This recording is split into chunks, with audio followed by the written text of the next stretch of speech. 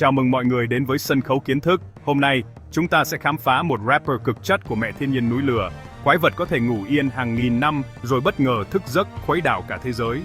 Núi lửa là gì? Hãy tưởng tượng trái đất như một quả cam, lớp vỏ mỏng bên ngoài là nơi chúng ta sống, còn sâu bên trong là một trái tim nóng chảy rực lửa. Núi lửa chính là những vết nứt trên lớp vỏ đó, nơi vật chất nóng chảy từ sâu trong lòng đất có thể trào ra ngoài, như một cây cầu nối giữa thế giới của chúng ta và tâm trái đất. Dù có hình nón, khe nứt hay nằm dưới đáy đại dương, tất cả đều có chung sứ mệnh giải phóng năng lượng khổng lồ bị dồn nén. Sẵn sàng chưa? Hãy cùng khám phá hành trình bùng nổ của những nghệ sĩ này. Để hiểu sức mạnh của núi lửa, chúng ta cần bắt đầu từ nơi mọi thứ khởi nguồn, sâu bên dưới lớp vỏ trái đất, nơi những bí ẩn vĩ đại nhất của hành tinh vẫn đang âm thầm diễn ra mỗi ngày. Dưới chân chúng ta là cả một thế giới khác, nơi các lực lượng khổng lồ không ngừng vận động, tạo nên những hiện tượng kỳ vị mà đôi khi chúng ta chỉ thấy qua những vụ phun trào dữ dội trên bề mặt.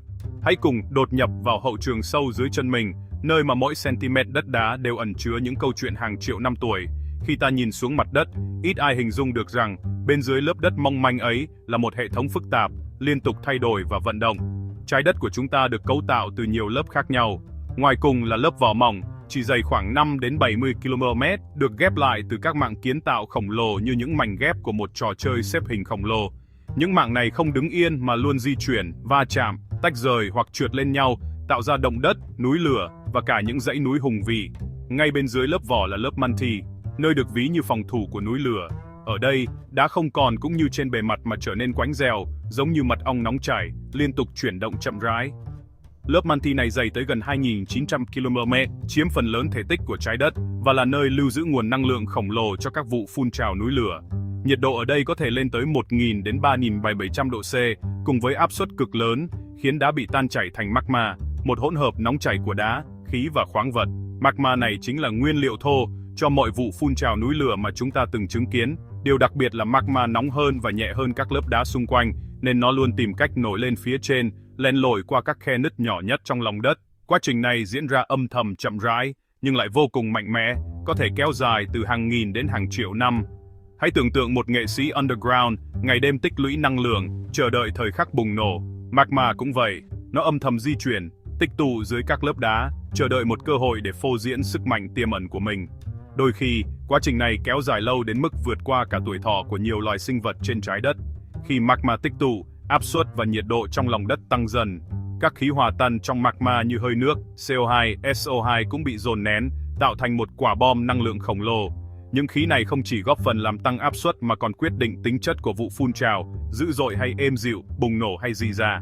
Hãy tưởng tượng bạn lạc mạnh một chai nước ngọt có gà. Áp suất bên trong tăng lên, các bột khí bị nén lại, chỉ cho bụng ra khi mở nắp. Magma dưới lòng đất cũng vậy. Khi áp suất đủ lớn, chỉ cần một vết nứt nhỏ, mọi thứ sẽ bùng nổ dữ dội. Khi có một vết nứt đủ lớn trên lớp vỏ, magma sẽ lao lên với tốc độ kinh hoàng, bắt đầu màn trình diễn ngoạn mục của thiên nhiên. Dòng dung nham nóng đỏ, chợ bụi, khí độc và đá vụn sẽ phun trào lên không trung, tạo nên những cảnh tượng vừa hùng vĩ vừa đáng sợ. Hậu trường đã sẵn sàng cho một vụ phun trào ngoạn mục. Đó là kết quả của hàng triệu năm vận động không ngừng dưới lòng đất, là minh chứng cho sức mạnh và sự sống động của trái đất, hành tinh mà chúng ta đang sống, nơi mọi thứ đều liên kết với nhau từ sâu thẳm bên trong. Năng lượng đã tích tụ giờ, là lúc magma tìm đường lên sân khấu. Magma nhẹ hơn đá xung quanh, len lỏi qua các khe nứt, dẫn tạo thành buồng magma, hồ chứa khổng lồ nằm gần bề mặt. Áp suất trong buồng magma tăng dần, làm mặt đất phong lên, nứt nẻ, dấu hiệu núi lửa sắp comeback. Magma phải vượt qua hệ thống ống dẫn phức tạp, ống phun là hành lang cuối cùng trước khi ra ngoài. Khi áp suất khí trong magma vượt ngưỡng, các bột khí nổ ra dữ dội, tạo lực đẩy khổng lồ. Magma, chở, đá và khí nóng bị phóng ra khỏi miệng núi lửa với tốc độ kinh hoàng. Từ thế giới tĩnh lặng dưới lòng đất, magma đã trở thành dung nham bùng cháy trên mặt đất. Boom! Một cột chợ bụi khổng lồ bắn lên trời che khuất mặt trời, tạo ra sấm sét trong mây chợ bụi. Sau màn trào sân của chợ bụi, nhân vật chính xuất hiện dung nham. Khi magma trào ra và chạy trên bề mặt, nó trở thành dung nham, có thể lỏng, chạy nhanh như sông lửa, hoặc đặc quánh, đùn lên thành vòm. Dung nham lỏng tạo núi lửa hình khiên, sườn thoải. Dung nham đặc tạo vòm và các vụ nổ dữ dội, bắn ra bom núi lửa. Mỗi kiểu phun trào là một flow riêng, không ai giống ai. Ngoài chợ bụi và dung nham, núi lửa còn giải phóng khí độc như SO2, gây mưa axit, phá hoại mùa màng. Tro bụi có thể phủ kín cả vùng rộng lớn, làm sấp nhà cửa, tàn phá cảnh quan. Màn trình diễn của núi lửa để lại dấu ấn không thể phải mở trong lịch sử nhân loại. Núi lửa không tự nhiên mà có hình dạng to lớn, chúng là kết quả của một quá trình kiến tạo kéo dài hàng nghìn, thậm chí hàng triệu năm. Mỗi ngọn núi lửa là một công trình vĩ đại của thiên nhiên, được xây dựng từng chút một quả vô số lần phun trào, mỗi lần lại bổ sung thêm một lớp vật liệu mới lên bề mặt. Hãy tưởng tượng một nghệ nhân kiên nhẫn, từng ngày từng giờ đập nàn nên một tác phẩm khổng lồ, đó chính là cách mà núi lửa hình thành. Mỗi lần núi lửa phun trào, dung nham nóng chảy và tro bụi được phóng ra khỏi miệng núi, rồi rơi xuống, phủ lên các lớp cụ. Dần dần, những lớp vật liệu này tích tụ lại, tạo thành các tầng địa chất mới, khiến núi lửa ngày càng cao lớn và đồ sộ hơn. Khi dung nham và tro bụi nguội đi, chúng đông cung lại, bám quanh miệng núi lửa và sườn núi. Quá trình này lặp đi lặp lại, lớp này chồng lên lớp khác, như những trang sách ghi lại lịch sử hoạt động của núi lửa qua từng thời kỳ. Nhìn vào mặt cắt của một ngọn núi lửa, ta có thể thấy rõ các lớp vật liệu xếp chồng lên nhau, mỗi lớp là dấu tích của một lần phun trào trong quá khứ. Những lớp đá, tro bụi, dung nham xen kẽ nhau tạo nên một cấu trúc phức tạp và bền vững, minh chứng cho sức mạnh và sự bền bỉ của thiên nhiên. Tùy vào loại vật liệu phun ra và cách phun trào, núi lửa sẽ có hình dạng khác nhau. Nếu núi lửa chủ yếu phun ra dung nham lỏng nóng chảy, nó sẽ chảy xa và tạo thành những ngọn núi lửa hình khiên với sườn thoải, diện tích rộng lớn. Những ngọn núi lửa hình khiên như Mauna Loa hay Mauna Kea ở Hawaii là ví dụ điển hình. Chúng trải dài trên diện tích khổng lồ nhưng lại không quá cao, với sườn núi thoải thoải như một tấm khiên khổng lồ bảo vệ mặt đất. Ngược lại, nếu núi lửa phun trào dữ dội, nhiều tro bụi và vật liệu rắn, nó sẽ tạo thành núi lửa hình nón trỏ, nhỏ, sườn dốc và thường có vòng đời ngắn vì dễ bị xói mòn. Những ngọn núi lửa hình nón trỏ này thường mọc lên nhanh chóng sau một vài lần phun trào lớn, nhưng cũng có thể biến mất chỉ sau vài thập kỷ hoặc thế kỷ do tác động của gió mưa và thời gian. Loại núi lửa phổ biến nhất trên thế giới là núi lửa hỗn hợp, hay còn gọi là stratovolcano. Chúng được xây dựng từ nhiều lớp rụng nhằm đắc và tro bụi xen kẽ nhau, tạo nên hình dáng hình nón cao vút, hùng vĩ. Mỗi lớp vật liệu là kết quả của một lần phun trào khác nhau, có khi là dòng dung nham đặc quánh, có khi là lớp tro bụi nhẹ nhàng phủ lên bề mặt, tất cả cùng nhau tạo nên một cấu trúc vững chắc và đa dạng. Những ngọn núi lửa như Phú Sĩ ở Nhật Bản hay Vesuvius ở Ý là biểu tượng của loại núi lửa này, cao chót vót, hình nón hoàn hảo, đứng sừng sững giữa thiên nhiên như những người khổng lồ trầm lặng. Khi quan sát kỹ các lớp đá, ta có thể đọc được lịch sử hoạt động của núi lửa. Mỗi lớp là một chương, ghi lại những biến động dữ dội của lòng đất qua hàng ngàn năm. Kiến trúc của núi lửa là kết quả của hàng trăm, hàng nghìn màn trình diễn ngoạn mục. Mỗi lần phun trào là một lần thiên nhiên thể hiện sức mạnh và sự sáng tạo không giới hạn. Núi lửa không chỉ là những ngọn núi lửa đơn thuần, mà còn là những siêu sao thực thụ của thiên nhiên, những công trình vĩ đại được xây dựng qua thời gian, minh chứng cho sức mạnh và vẻ đẹp bất tận của trái đất. Trên hành tinh của chúng ta có hàng nghìn ngọn núi lửa lớn nhỏ, trải dài từ những vùng đất băng giá cho đến các sa mạc nóng bỏng. Tuy nhiên, chỉ một số ít trong số đó đã ghi dấu ấn sâu đậm vào lịch sử nhân loại, trở thành những huyền thoại sống động, gắn liền với những câu chuyện kỳ bí, những thảm họa kinh hoàng và cả những phép màu của thiên nhiên. Những ngọn núi lửa này không chỉ là biểu tượng của sức mạnh tự nhiên, mà còn là nguồn cảm hứng bất tận cho con người qua bao thế hệ. Núi Vesuvius ở Ý là một trong những ngọn núi lửa nổi tiếng nhất thế giới. Vụ phun trào kinh hoàng vào năm 79 sau công nguyên đã chôn vùi toàn bộ thành phố Pompeii và Herculaneum dưới lớp tro bụi dày đặc, khiến hàng nghìn người thiệt mạng. Thảm họa này không chỉ là một bi kịch mà còn vô tình bảo tồn nguyên vẹn những di tích, nhà cửa, tranh vẽ và cả cuộc sống thường nhất của người La Mã cổ đại. Nhờ đó, các nhà khảo cổ học ngày nay có thể khám phá và tái hiện lại một phần lịch sử đã mất, giúp nhân loại hiểu hơn về quá khứ huy hoàng của nền văn minh La Mã. Ở châu Á, núi Phú Sĩ của Nhật Bản là biểu tượng của vẻ đẹp thanh cao và sự linh thiêng.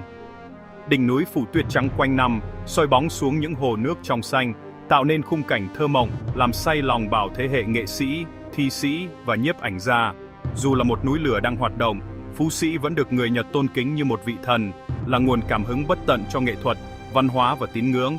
Hàng năm, hàng triệu du khách và người hành hương tìm đến đây để chiêm ngưỡng vẻ đẹp hùng vĩ và cầu mong may mắn, bình an. Ở Bắc Mỹ, Yellowstone là một siêu núi lửa khổng lồ nằm ẩn mình dưới công viên quốc gia nổi tiếng của Hoa Kỳ. Những mạch nước phun, suối nước nóng và hồ bùn sôi sức là dấu hiệu cho thấy sức mạnh tiềm ẩn bên dưới lòng đất. Nếu Yellowstone phun trào, hậu quả sẽ vô cùng nghiêm trọng, có thể làm thay đổi khí hậu toàn cầu, ảnh hưởng đến hàng triệu sinh mạng và hệ sinh thái trên diện rộng. Dù vậy, nơi đây vẫn thu hút hàng triệu du khách mỗi năm đến để chiêm ngưỡng vẻ đẹp kỳ vị và cảm nhận sự sống động của trái đất. Quay trở lại Việt Nam, Tây Nguyên là vùng đất đặc biệt được thiên nhiên ưu ái ban tặng lớp đất Ba-gian màu mỡ, hình thành từ những đợt phun trào núi lửa cổ xưa hàng triệu năm trước. Đất độ Ba-gian không chỉ tạo nên cảnh quan đặc trưng mà còn là nền tảng cho nền nông nghiệp phát triển mạnh mẽ, đặc biệt là các loại cây công nghiệp như cà phê, hồ tiêu, cao su. Những cánh đồng trải dài bất tận, xen lẫn giữa các ngọn đồi núi lửa đã tắt, tạo nên bức tranh thiên nhiên vừa hùng vĩ vừa trù phú. Trong số đó, Chư Đăng Gia và Hàm Rồng là hai miếng núi lửa đã tắt nổi bật ở Tây Nguyên. Chư Đăng Gia với hình dáng tròn đều, lòng chạo xanh mượt vào mùa mưa, trở thành điểm đến hấp dẫn cho du khách yêu thiên nhiên và nhiếp ảnh. Hàm Rồng, với truyền thuyết về con rồng hóa đá, không chỉ là biểu tượng văn hóa mà còn là nơi lưu giữ nhiều giá trị địa chất, sinh thái quý giá. Những ngọn núi lửa này đã ngủ yên hàng triệu năm, nhưng dấu tích của chúng vẫn hiện hữu rõ nét trên từng tặc đất, từng dòng suối, từng cánh rừng. Dung nham và chậu bụi từ các đợt phun trào cổ đại đã tạo nên lớp đất đai trù phú, giàu khoáng chất, rất thích hợp cho việc trồng trọt. Nhờ đó, Tây Nguyên trở thành thủ phủ cà phê, họ tiêu của cả nước, góp phần quan trọng vào nền kinh tế nông nghiệp Việt Nam. Những hạt cà phê thơm ngon, những vườn tiêu xanh mượt chính là thành quả của sự kết hợp kỳ diệu giữa thiên nhiên và bàn tay lao động của con người. Những ngọn núi lửa ở Việt Nam có thể đã ngủ yên, nhưng chúng vẫn là những nghệ sĩ thầm lặng, âm thầm kiến tạo nên sự giàu có, màu mỡ cho quê hương. Dưới ánh bình minh, những ngọn đồi Ba-gian đỏ rực, những cánh đồng xanh mượt trải dài, tất cả đều mang dấu ấn của những dòng dung nham đã nguội lạnh từ hàng triệu năm trước. Đó là món quà vô giá mà thiên nhiên ban tặng cho con người Việt Nam. Mỗi ngọn núi lửa, dù ở bất cứ nơi đâu trên thế giới, đều mang trong mình một câu chuyện độc đáo, một dấu ấn không thể phải mở trong lịch sử và văn hóa nhân loại. Chúng nhắc nhở chúng ta về sức mạnh to lớn của thiên nhiên, về sự sống và cái chết, về sự tái sinh và phát triển không ngừng của trái đất. Và trên hành trình khám phá những huyền thoại này, chúng ta càng thêm trân trọng giá trị của thiên nhiên, của lịch sử và của chính quê hương mình. Núi lửa nhìn thì hùng vĩ đấy, nhưng mà nó cũng là một nguồn thảm họa đáng sợ lắm nha. Dung nham nóng chảy cứ thế thiêu rụi mọi thứ trên đường đi của nó. Còn cái lava, tức là bùn trỡ núi lửa đó, có thể chôn vùi cả làng mạc luôn. Chợ bụi núi lửa thì gây hại cho phổi nè, làm ô nhiễm nước nè, phá hoại mùa màng nè, rồi còn làm cho máy bay không cất cánh được nữa chứ. Một vụ phun trào lớn có khi còn ảnh hưởng đến khí hậu toàn cầu luôn đó, gây ra cái mà người ta gọi là mùa đông núi lửa, như vụ Pinatubo năm 1991 làm nhiệt độ giảm tối 0,5 độ C lần. Sông gần núi lửa đúng là một canh bạc với thiên nhiên mà, dù có dự báo trước đi chăng nữa, nguy hiểm vẫn cứ rình rập mình hoài. Việc sơ tán hàng trăm nghìn người là một thử thách cực lớn, mà mất mát nhà cửa, mất kẻ sinh nhai thì đúng là một bi kịch không hề nho chút nào. Sức mạnh của thiên nhiên như thế này nhắc nhở chúng ta về sự nhỏ bé của con người mình. Núi lửa đúng là vừa là một nghệ sĩ, vừa là một bad boy của trái đất mà. Đừng nghĩ núi lửa chỉ mang lại hiểm họa, chúng còn là nguồn sống quý giá. Chợ bụi và dung nham phong hóa tạo đất Ba-gian màu mỡ, lý tưởng cho nông nghiệp, lý do con người vẫn sống đông đúc quanh núi lửa. Tây Nguyên Việt Nam, vùng quanh Vesuvius ở Ý đều trù phú nhờ núi lửa. Núi lửa còn là nhà máy địa nhiệt khổng lồ, sức nóng từ magma được khai thác để sản xuất điện sạch, bền vững như ở Iceland. Vẻ đẹp của núi lửa, hồ miệng núi, suối nước nóng thu hút du lịch toàn cầu. Hoạt động núi lửa còn mang lên bề mặt nhiều khoáng sản quý như kim cương, vàng, bạc. Những gã khổng lồ này không chỉ phá hủy mà còn tái sinh, ban tặng cho chúng ta tài nguyên và cảnh quan tuyệt đẹp. Núi lửa là nghệ sĩ đa tài của thiên nhiên. Hành trình khám phá núi lửa của chúng ta đã đến hồi kết rồi đó các bạn. Từ những chuyển động âm ỉ đến những màn phun trào bùng nổ, đầy ngoạn mục và cả những món quà bất ngờ mà thiên nhiên ban tặng nữa chứ. Núi lửa giống như một cái vần an toàn của trái đất vậy, là kiến trúc sư vĩ đại tạo nên đất đai mới, đạo mới và cả những cảnh quan hùng vĩ nữa. Chúng nhắc nhở chúng ta về sự khiêm tốn, về sức mạnh và quy luật tái sinh của thiên nhiên. Hiểu về núi lửa giúp chúng ta bảo vệ bản thân, tận dụng những lợi ích từ đất đai màu mỡ và nguồn năng lượng sạch. Kiến thức chính là sức mạnh đó các bạn, nó giúp chúng ta biến nỗi sợ thành sự tôn trọng và biến thách thức thành cơ hội. Cảm ơn những gã khổng lồ đã dạy chúng ta những bài học quý giá về sức mạnh, sự sống và sự tái sinh. Hẹn gặp lại các bạn trên những sân khấu kiến thức tiếp theo nhé.